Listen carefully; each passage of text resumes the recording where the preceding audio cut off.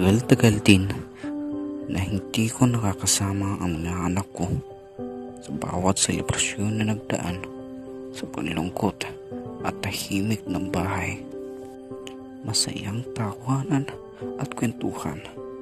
Sobra na akong nangungulila. Naalala pa nila ako.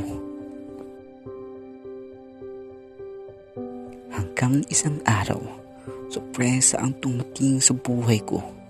Ang mga anak ko sa malayo pa lang ay mga nakangiti na.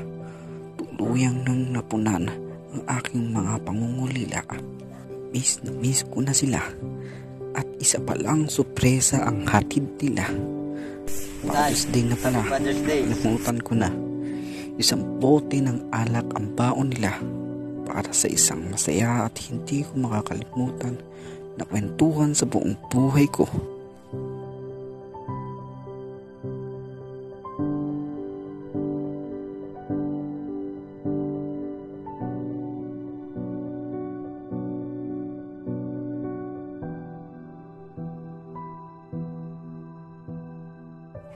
Bonong Pignay, isa ka talagang hari para sa lahat.